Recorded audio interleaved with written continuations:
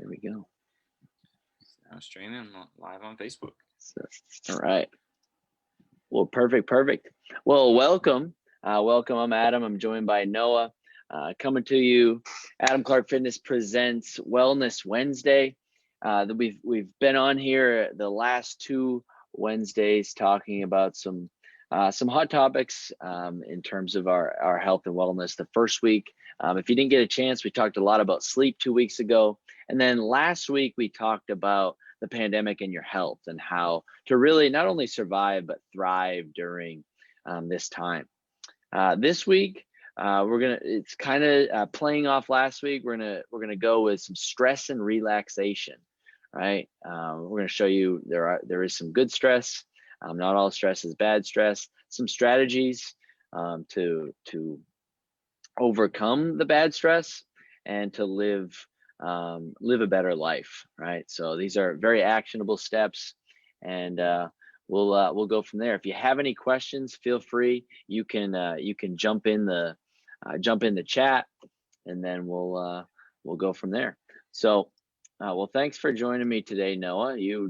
Last week you were coming from the Husson Student Center, but a little bit of recap on what we did last week. So we talked a lot about how to not only survive the pandemic, but thrive and ways to overcome all the stress. And we're really going to get into the nitty gritty today. And you're more of I'd say more of an expert than I am at this. You've done a lot of good research. So some of the things we talked about last week, and I'm looking at your notes right now. You talk about the big 7, the big 7 in the first part, and what we talked about last week. Can you go over those? Yeah, just briefly, I can touch on for sure. They are the big 7 that you were talking about last week, which was the news is a huge stressor for a lot of people. Especially the negative media coverage a lot of the time. Speaking media, social media is another one of those. There's some good social media out there, but it's limiting it and not getting exposed to too much and then scrolling for hours on there. Feeding your mind some healthy things. That's a good thing, and avoiding the negative, feeding it with negative thoughts and things along those lines. It was another big one we talked about. Socially safe. Being social is great for stress and talking with people and that sort of stuff. Obviously, with coronavirus, that has changed things up a little bit. That's why we added be social safely. But yeah, exercise is a huge one. I'll get into that a little bit today, a little bit more, and how important that is for so many different things. And then using your time wisely, time management, all that fun stuff's a big one. Going back to that social media, make sure you're not scrolling on that all day. That's a big time waster there, but it's also can be beneficial. Give and take with that. And the last one we really stressed on was just do your best. I mean, that's all anybody can ask for. Those are the big 7. Just went over real quick that we had to really emphasize last week. And there's a couple of them we'll really kind of hone in on today and show you what you can do to do today to help kind of manage your stress. And there's one big thing I'll come to, I think is going to be a game changer for a lot of people. And this is touching on that STOP principle I introduced last week. STOP, acronym for stop, and taking a second to think your thoughts, your overview. I'm pulling it up right now. Your outlook on everything. So it's thoughts, feelings, and my internet doesn't want to work with me. And then going through, and it's just a different way to perceive stress and things along those lines. Yeah. So that's what we talked about last week. And as I mentioned, we can get a little bit more into some of that stuff. But to get started, I have one question for you. What do you think the number one stressor, you might have already seen it in the notes, but if you haven't seen it yet, what's the number one stress cause of stress for people in the United States? Geez, well, number one stressor. I didn't see this in the notes. I read your notes too. I must have not looked at them closely enough. Tried hiding it. Is it Um, I don't know, our Take a shot in the dark. ca- career, like the future That's career or it. something. That's it. The Oh, future the future. Okay, is the nice. number one. All right. Is the number one. Oh, nice. Yeah, yeah, no, that really is it. I kind of was a little surprised by that. I thought I really some of the other ones that were up there. I think I wrote the top 5 down. Were like money, time Oh, and yeah. work. Politics was a big one. I didn't realize, and then crime and violence was like the 5th one on that. But the number one was the future, Hmm.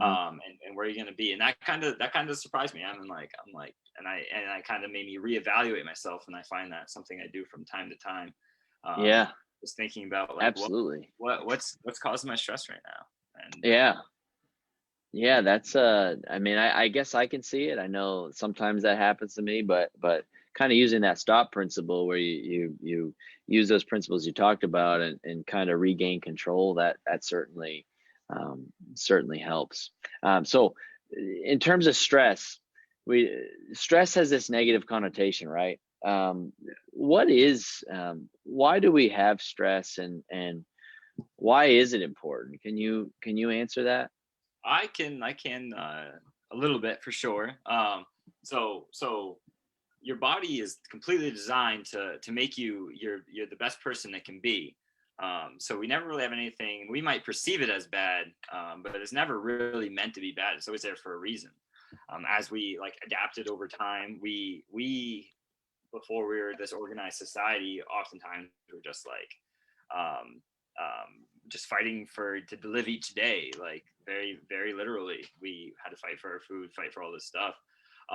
And one thing we really that was to our advantage and helped us become the society we are today was our stress hormones that we have. Things like adrenaline and epinephrine, things like that, which are in our body, and they help us for so many different things.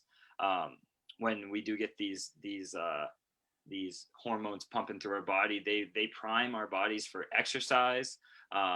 What we call exercise was not called exercise back then. Back then, it was trying to get away from a tiger, a lion, whatever the heck was chasing you. I don't know, dinosaur or something. I don't know. Definitely not dinosaurs, but yeah, so those are what primed our body to really get going. But nowadays, our stresses are not those same things. We're not stressing over worrying about our next meal or worrying about something attacking us, or most often that's not the case.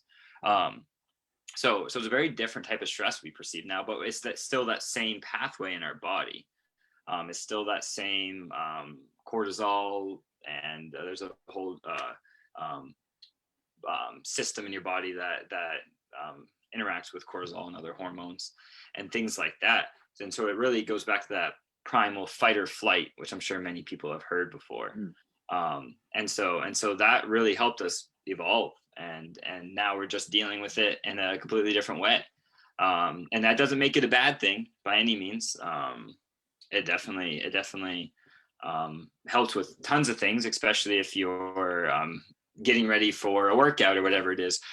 Maybe at first you don't have a whole lot of adrenaline and stuff like that rolling, but especially if it's 5 a.m. and you're trying to work out, you're probably half asleep. But the second your body starts moving, you get those hormones pumping. It really helps you do what you got to do. Really,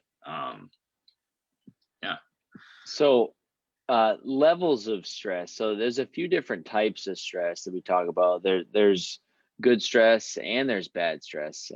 I mentioned earlier, we always think of when you hear the word stress, you think it's negative, right? It's negative. That's what we come to think of it as. But stress isn't just the negative. It isn't the bad stress.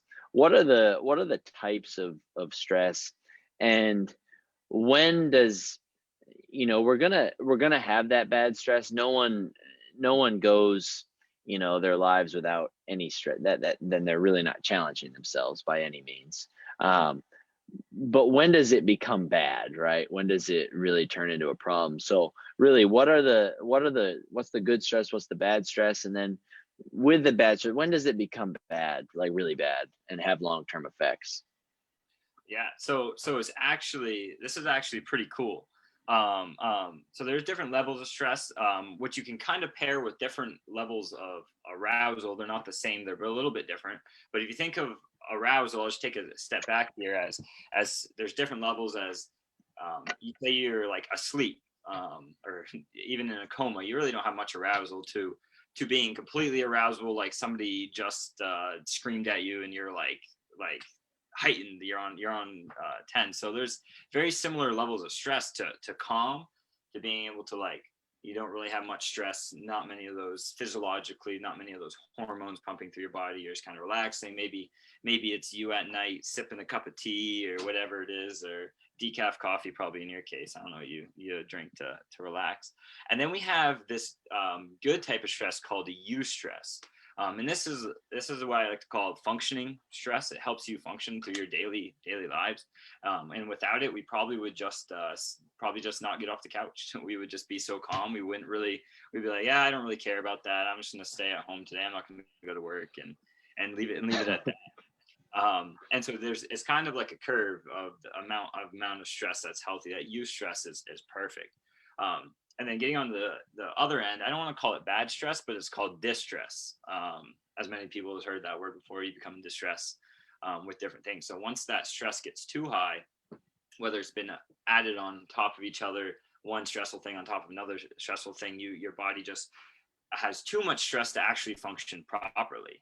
Very much same with arousal. If you have too much arousal, there's a bunch of like if you're hearing loud noises, seeing bright lights, everything at once, you have too much arousal to be able to function to your best ability. So there's two ends. You don't really function well if you're too calm. You don't really function perfectly if you're in distress. But eustress is perfect, and it really is what we've evolved on, is that perfect balance. And with that said, I don't want to say distress is bad or stress in general is bad, because there's these new studies coming out that it's actually our perception of stress in relation to our health outcomes. So it's a really, really cool article. I have it linked on our little notes. If anybody wants the link to it, I definitely can send it to you. But it was done by a few researchers out of the University of Wisconsin-Madison.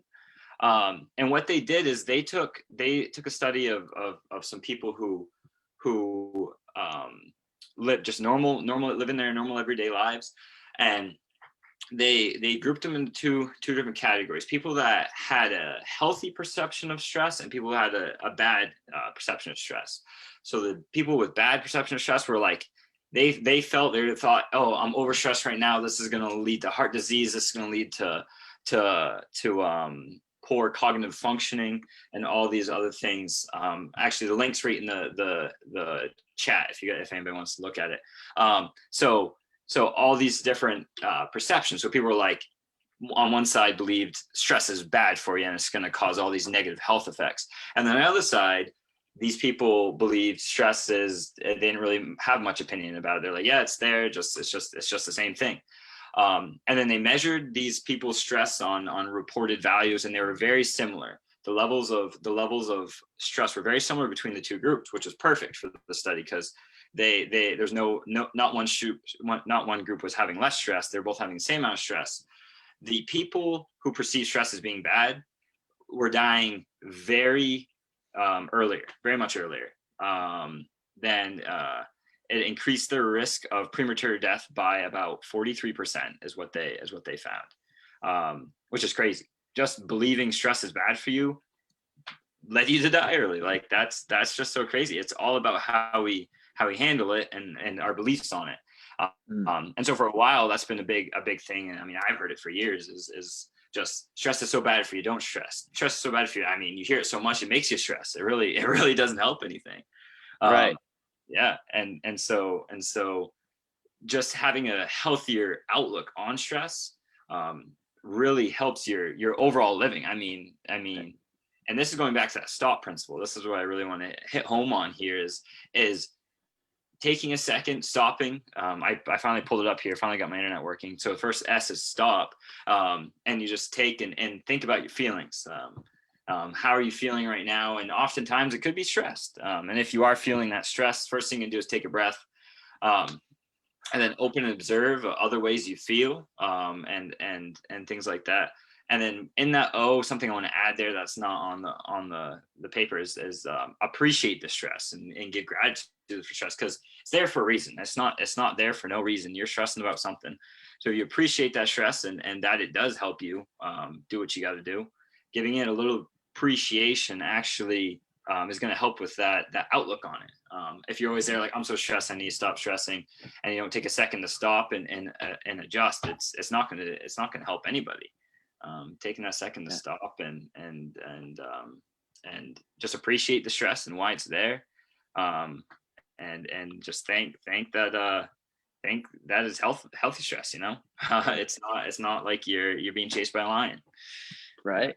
Yeah. So that right there hits a nail on the head. So next time, so whoever's listening, next time you think that or say, I'm so stressed, I'm so stressed, I'm so stressed, stop yourself, right? Or say it, then reassess and do exactly what Noah said, right?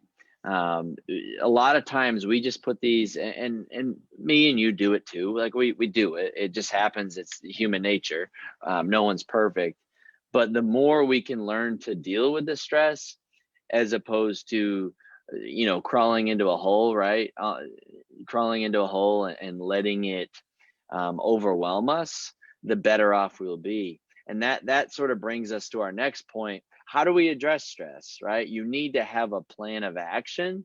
You can't, Noah gave you the principles, he gave you the studies, but we have some ways, and there's a lot more ways. So if you have certain ways you cope with stress, or you can really relate with these, go ahead and jump right in. Um, so how do we relieve stress? What are some ways to do it? We can kind of tag team this, Noah. Um, and you go ahead and start with, you wrote down mindfulness. Mindfulness, that's a huge one. If you want to talk a little bit about mindfulness, not only what that means, but what are some ways we can dial it back in, and that anyone can do. Because, and I hear this all the time, and I'm guilty of it too. I can't meditate. I don't know how. I can't focus. Mm. It doesn't happen overnight. Learn how to do it. Try it. Right. So I'm guilty of it. We're all guilty of it. But these things that he's going to talk about a little bit, just try it and give it time. Nothing happens overnight. So mindfulness, you're up. All right. Yeah. No. So I put mindfulness on purpose to get out of that term of meditation, because a lot of people have, it's not negative by any means, but they have that kind of that idea that it's they don't have time for it. It's too hard. It's all this different stuff. There's so many resources out there. One in particular, it's a little old, but it's definitely one of my favorite. Is called plusmindfulness.com, and it's MBSR, different things, and they provide you with guided meditation, which is awesome. You literally sit there, listen to somebody talk. That's it, and it sounds super boring. It can take 10 minutes. You can do it for half an hour. You can do all these different things, and it's all about being mindfulness. A lot of things they do is, instead of reflecting on the external environment of what's going on around you, they really take it and what's going on internally. A lot of great things. There's ones for dealing with physical pain. There's ones for dealing with emotional pain. There's ones that are yoga, more movement based. There's some with even just eating food. So if you needed a snack and you want to meditate a little bit, they have one for that.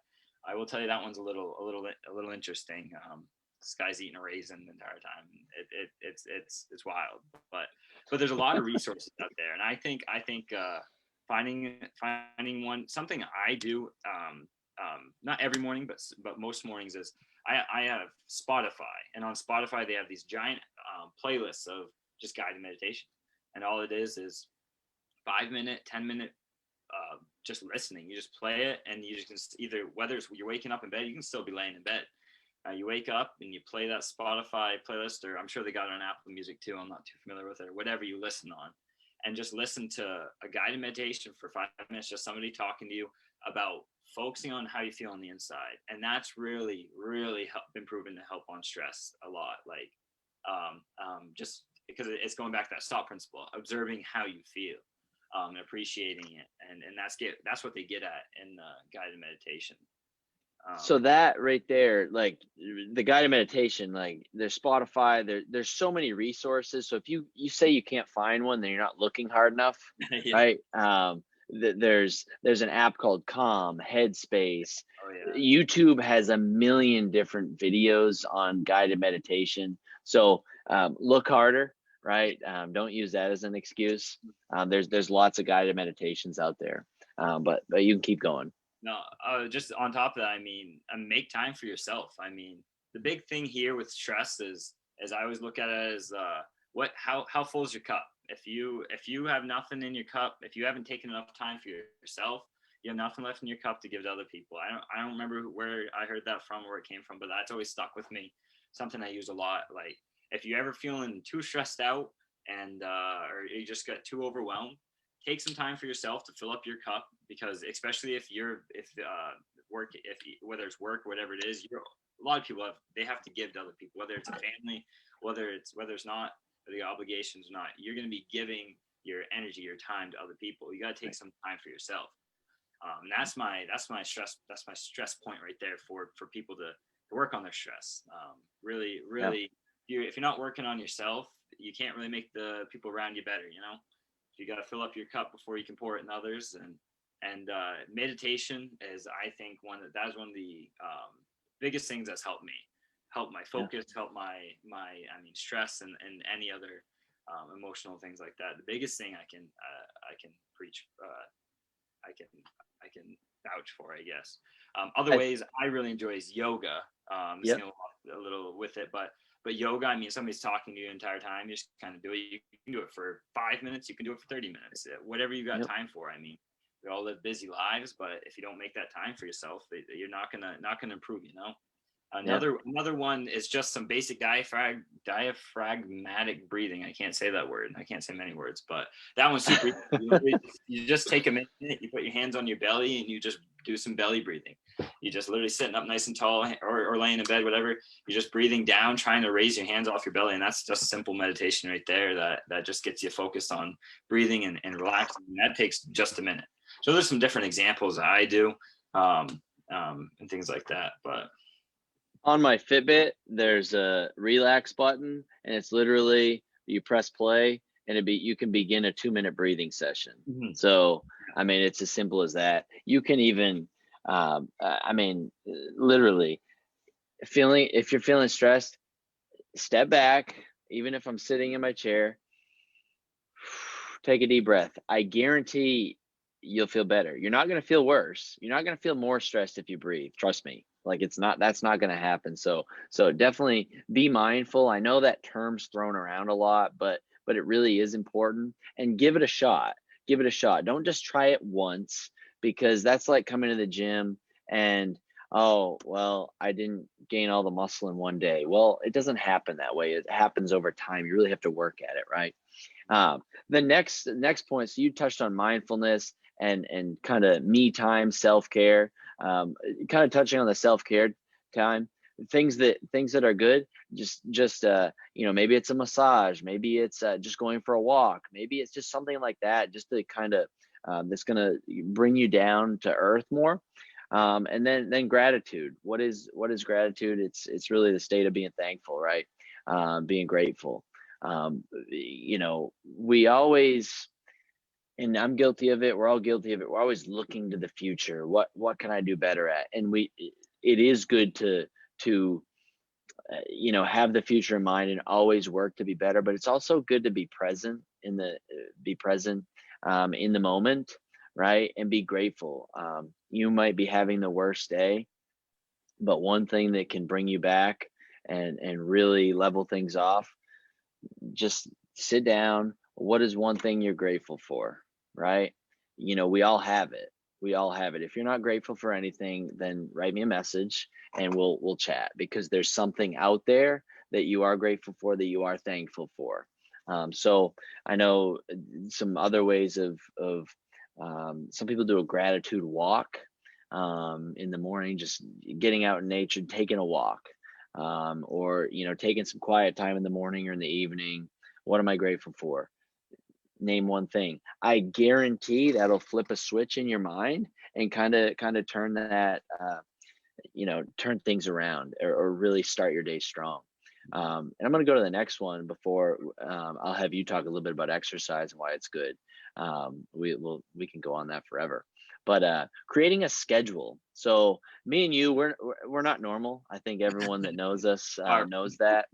But we um, creating a schedule is super important, and I do something called time blocking. I know you do it. Let me see if I can share my screen. Um, so time blocking, and just give you a little example on what time blocking is like. So share screen. Let's see. Just give you a quick share. So time blocking, you do not need to be this detailed, but this is this is kind of crazy, but this helps guide me through the day. So basically, this is my schedule right here, where I have blocks of time when I'm going to work out, right? Even work out and shower, when I'm doing my training, when I'm having lunch, taking time to eat, when I'm just taking time to do the things that make me go. I have a morning ritual time, so breakfast, read, do a little movement.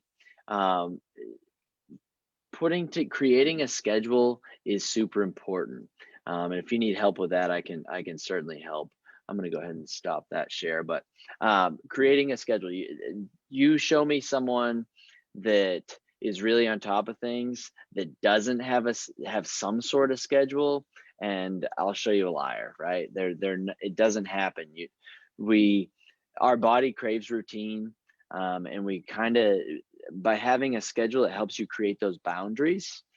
So have some sort of a schedule, and even if it's just scheduling in some mindfulness time, scheduling in your workouts, scheduling in when you're going to stop work, right? So it doesn't bleed into the evening.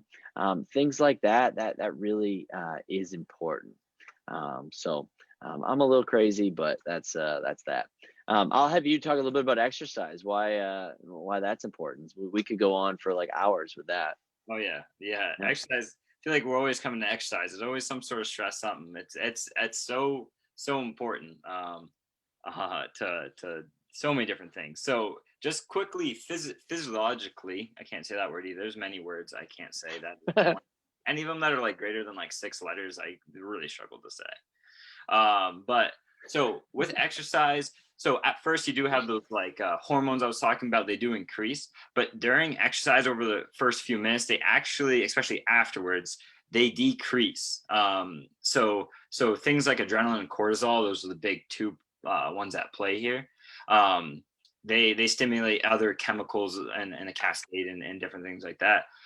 But with exercise, they actually decrease, which helps regulate your mood and things along that. This is a kind of a quote right from Harvard Medical. So the endorphins that I was just talking about, they're responsible for the runner's high and the feelings of relaxation, um, that are, and optimism. So the feelings of relaxation, optimism that accompany many hard workouts. And I would say it wouldn't even have to be a hard workout, as they said in there. So these are they call it in this thing the body's natural painkillers and mood elevators, endorphins, the things that you guys have heard of all the time. So the hormones, it's I can't necessarily say they decrease because there's always some that decrease, some that increase. So by decreasing bad ones like cortisol and can't call them bad either, and adrenaline, it helps promote production of endorphins that are the good ones. So there's give and take with those, but they really help you feel better just physiologically. And also I feel like just looking, besides like that feeling, I know after I work out, I feel good. Like not just physiologically, just like I'm like, hey, I got my workout for the day. It's gonna be a good day. I'm setting myself up right there. Going back to that schedule, we gotta schedule it in, get your exercise in. Helps physiologically and mentally in all these different ways. And I mean, I could go on that forever, but keeping it at that, there is physiological evidence how exercise actually helps you de-stress. Yeah, you can probably add a little bit to that, but So that's yeah, so I mean, I just the simple thing is, who after you've done a workout, have you ever said, "Oh, I regret doing that workout?" Right? The chances are no, right? You're gonna feel better after you exercise and take a shower. There's it's a pretty damn good feeling. So there's no regrets there. Maybe you don't want to do it at first, but once you get into the flow of things, right? That it's you know, your body craves movement, it craves exercise, and that's a way to stay healthy. The next thing is sleep. We talked about it 2 weeks ago more in depth, but um, you know, sleep is so important. If you don't have time for sleep, then you need to reassess, right? You need to reassess. Sleep is so important, just because not only are you physically and mentally recovering, right? Your sleep regulates some hormones, right? You're regulating hormones, and if you don't get good quality of sleep or enough sleep, then things get thrown off. So you're feeling more distressed, more irritable, when you're not getting that quality of sleep.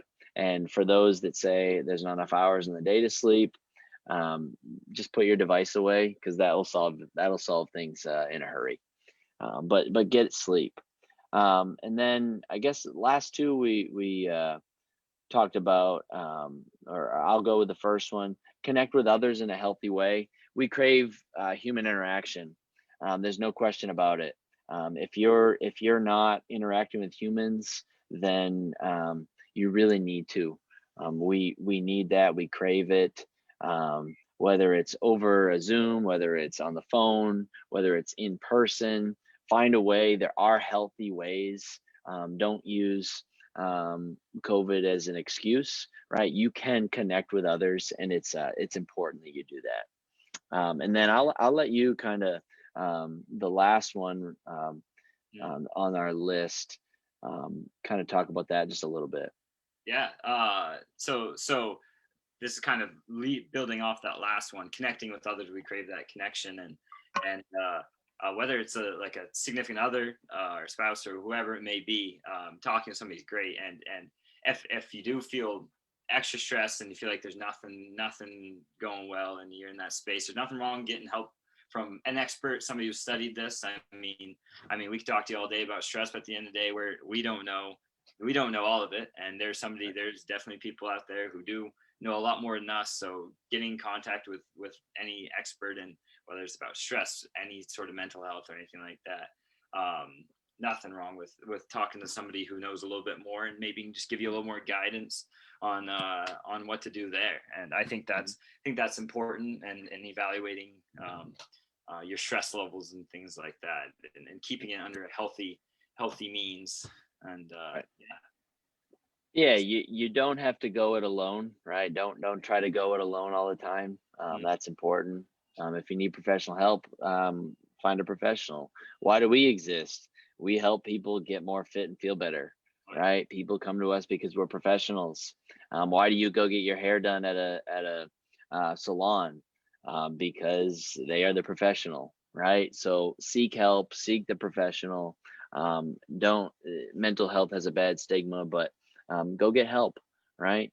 Um, but also at the same time, go get help. But these other things that we chatted about, these strategies, pick one. Just do one and see what it's like. Don't try to do them all at once, because when we do that, it creates even more overwhelm, which creates, I guess, um, more of the not so great stress, right? So really give it a chance, give it a try, and then kind of go from there. As far as what do people so for me, I guess the big thing for me is schedule and exercise, big, and try to get to sleep. Those are big. And then I mean, I kind of hit all of them. I can get better at the mindfulness part, but Same. I try to hit all of them. Right. That's super important. And then I guess from the comments, Um, what are people saying? Asking for help is not weakness from Danielle. Absolutely. Asking for help is super important, right? Don't be afraid to ask for help, because if you're just trying to go it alone, then you're not going to get anywhere. Mm. You're going to be stuck. And then Sarah says, I like to reflect in a journal as a form of de-stress. Yeah, journaling. Journaling is great. Journaling, it's a great time to reflect. I do a reflection every week. And that's important because it not only helps me see what I accomplished for the week, what I need to work on, but it also sets me up for the following week. It's a simple, 20, 30-minute exercise. Um, anything you want to add, Noah? I know we chatted a lot about just some strategies, why stress can be good, is crucial to human life. Anything you can think of? Um, no, one thing I did you kind of remind me of is that book, Atomic Habits. Hmm. These things, like trying them, that's great. I mean, ideally you make them to a habit, and that is tough. That is one of the toughest things. And I mean, nothing. It's hard to make things permanent. Life is crazy. Life fluctuates from one thing to the Yeah. next, and but if you're looking for a good read and you want to start simple with some of these tasks here, read Mindful Habit or Atomic Habits, and start with some mindfulness or exercise or whatever it may be. Maybe it's the schedule we talked about. Start with that. If you want to read that book, it gives you tons of great ways to kind of start making, instead of just making them habits, or instead of just trying them once or twice, making them habits, really put them into your schedule, things along those lines. But yeah, I think we touched everything pretty well. I Yeah. don't have much more to add here. Yeah. Yeah. And one thing with Atomic Habits, he talks a lot about just taking that simple first action. If you want to exercise, right? And have never been to the gym, go to the gym for 5 minutes, right? 5 minutes, and just build that habit. And over time, it builds up, right? So just take action and take small steps, and then build from there, right? Don't just jump right in, and you have to give it a chance. If you have one bad day, you miss it, that's okay. Just don't make it 2 bad days in a row, right? Because that's the start of a new habit. But great book, great recommendation. Hopefully everyone got a lot out of that. Once again, if you watch this later, go ahead, you can certainly ask questions. We'll answer those later. This will be available after we're done, and then yeah, that's where we're at. So we'll be back here next Wednesday with a new topic. We'll kind of switch gears a little bit. I'm going to do more talk on nutrition, and so you won't want to miss that. So perfect. Awesome. Well, awesome. Thanks for joining me today, Noah, and for everyone. Hopefully you have a great rest of your Wednesday. And hopefully you got a lot out of this. I enjoyed this talk, and I've tried to take these principles from our last couple of weeks and really implement them into my life, and I feel like it's made a difference. So great stuff. Great stuff. Awesome. Cool. All right, guys. Well, thank you very much. Appreciate it, and we'll see you later. See you guys. Go crush it.